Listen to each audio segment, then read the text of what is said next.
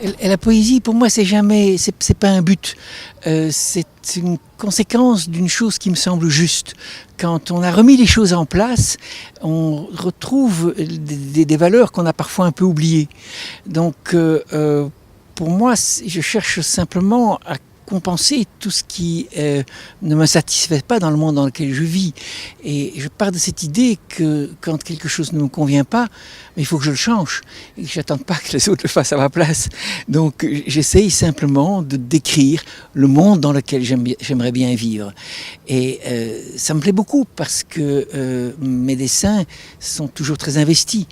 Et je suis beaucoup dans mes dessins. Je vis dans mes dessins. De temps en temps, j'en sors pour venir rencontrer les gens et communiquer avec eux sur ce que pourrait être le monde qui nous entoure. Une autre façon de voir que moi j'appelle un autre possible. Ce qu'on vit aujourd'hui, c'est impossible. Mais on avait d'autres choix. On pouvait choisir, on pouvait partir dans une autre direction. On a choisi un monde très destructeur. Il est temps maintenant de penser à un monde qui est basé sur quelque chose qui se construit, qui est durable, qui peut perdurer dans le temps sans épuiser la planète. Alors, vous dites dessin, mais je crois que vos immeubles qui poussent sont en train justement de pousser dans la vraie vie. En Italie, vous êtes sur un projet comme ça qui se réalise. Oui, très modestement, c'est dans un site de land art où plein d'artistes ont été invités à exprimer leur vision du monde.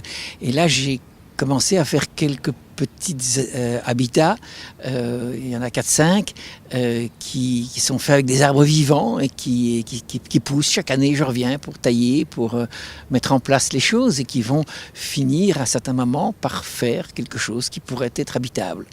C'est une expérience en cours qui me plaît beaucoup parce que le monde dans lequel que j'imagine n'est pas un monde onérique. Il n'est pas rêvé dans le sens où on va un jour se réveiller et voir que c'est pas ça. C'est une vraie proposition. Et cette proposition est intéressante pour autant qu'elle ait des racines quelque part, que des choses commencent à se développer et qu'on voit qu'il y a un futur qui soit possible avec cette manière de penser.